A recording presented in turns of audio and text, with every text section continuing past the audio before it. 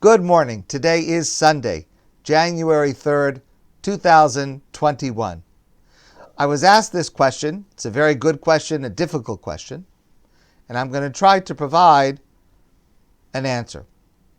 Every Shabbos morning in our davening before Musaf, we say a paragraph, a prayer that starts with the words Av HaRachamim.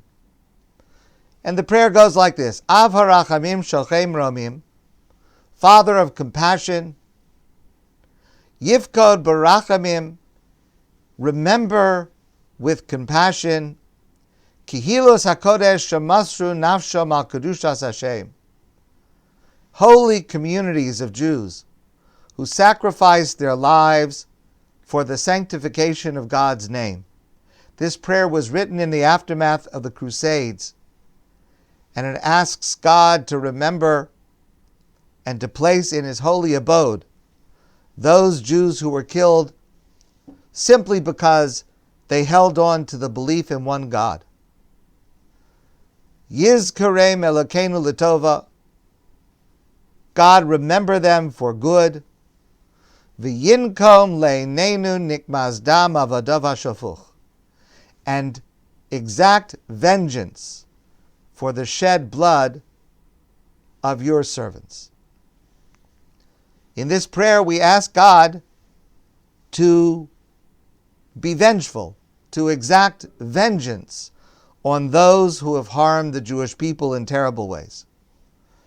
And the question is, isn't nakama, vengeance, prohibited? Isn't it a wrong idea? For example, the Torah itself specifically says, in Vayikra, the Parsha of Kedoshim, Lo sikom. God commands us, do not engage in vengeance, in revenge. Rather, the pasuk continues, Ve'ahavta l'reacha kamocha. You should love your fellow as you love yourself. It's all part of the same verse. So we're taught by God not to indulge in vengeance. How is it that in this prayer of Av HaRachamim, we are asking God for revenge?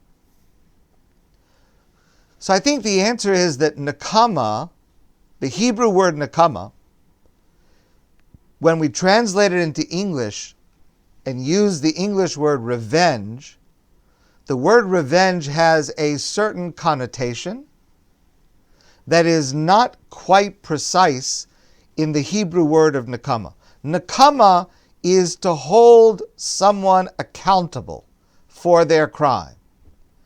It is to administer justice. Now, the administration of justice, from our point of view, happens in three realms. One is there is a judicial system whose job it is to administer justice. That's number one. Number two, God administers justice. And number three, there is the idea of administering justice between one private individual and another, directly between people. The prohibition of nakama in the Parsha of Kedoshim only relates to that third category. Rashi, for example, gives a prosaic kind of an example. What does it mean not to take revenge?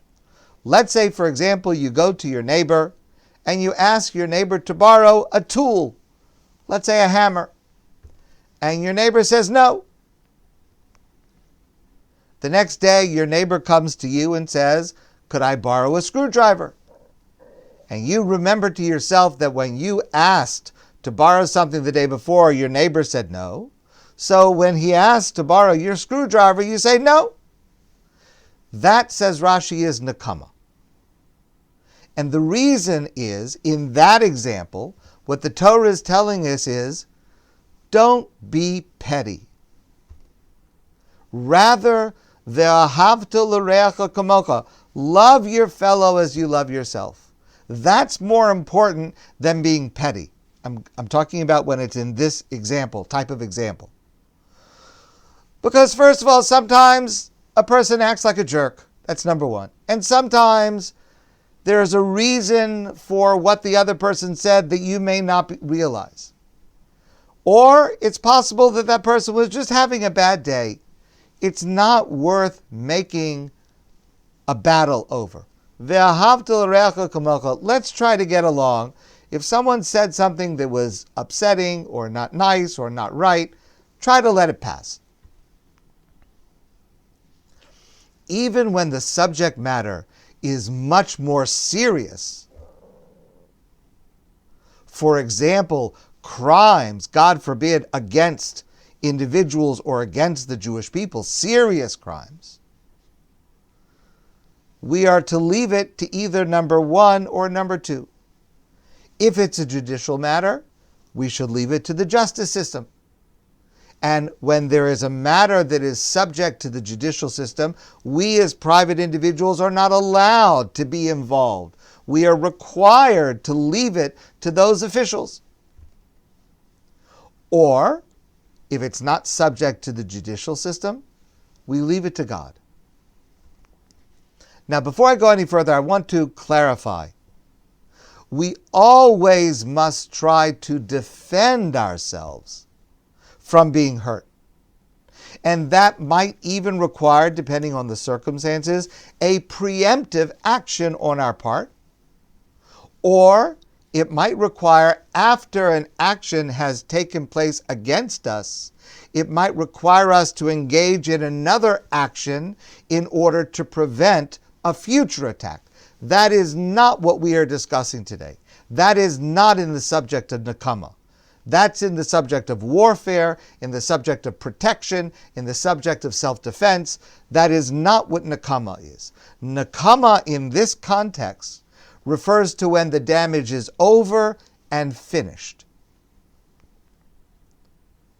Leave it to the court system or leave it to God. Why? Well, first of all, maybe you're wrong. Maybe you're not seeing it clearly. Maybe what seems so obvious to you that something wrong was done to you, you're making a mistake. And of course, if it happened to you, and especially if you're upset, you cannot be objective about it. Leave it for an objective third party, for example, a judicial system, to be able to sort out what happened and what the consequences should be. But the main reason is much deeper. And this is something that contains a tremendously important lesson in life, in all areas of life. And I certainly feel that I have been tripped up by this. Many people have, and all of us need to pay attention to this in order to live our lives in a healthy manner. The Chizkuni, one of our classic commentators to the Torah, on the pasuk, Lo Sikam, do not take revenge. The Chizkuni gives the following reason. Don't take revenge, says the Chizkuni, Lefi shahachema koveshes oscha, because you will come to anger, and anger will destroy you. Anger will remove your objectivity. It will remove your perspective. It will overwhelm you. You will not be able to respond in a corresponding manner. Aval, however, HaKadosh Baruch Hu, God, Shuhu Kovesh Esachema, God is in control, so to speak, of his emotions, meaning God does not act with emotions, God's actions are perfect. Therefore, we say, Nokem Hashem, God can take revenge. Because God is going to take revenge, or rather, just to use a different phrase, exact punishment when justice requires it, in a way that is not inflamed with emotion. It is not inflamed with passion, and much more importantly, in a way that does not cause God, of course, God is not human, subject to these frailties, does not cause God to be destroyed by his own anger, as we are. We are destroyed ourselves when we give ourselves over to anger. Listen how Rabbi Shamshon Raphael Hirsch describes it in the context of this prayer. In talking about this prayer of Arachamim, he writes in his commentary to the Siddur that we know Jews who say this prayer, Avarachamim, on Shabbos, that God would never forget the blood of innocent men and women that had been shed, particularly if it was spilled in the cause of His service and for the sake of loyalty to Him. Knowing this, our people throughout the ages have committed to God alone the task of avenging the blood of their murdered fathers and mothers, wives and children.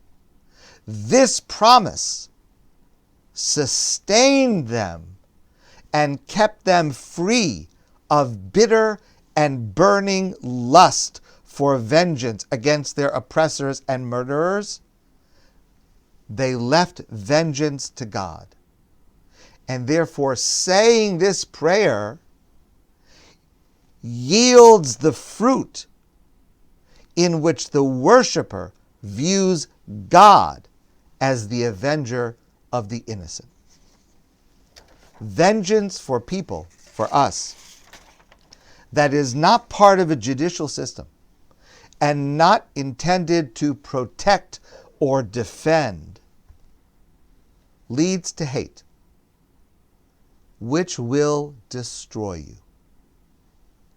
Holding others accountable is right and just, unless it leads us to hate. Then it destroys us, and it's not worth it. And that's why in this prayer, we ask God to do it, so justice will be served, and so that we will be able to go on leading our lives. My friends, I thank you very much. I wish you a great day. Stay warm and safe and healthy. And I look forward to seeing all of you soon in person.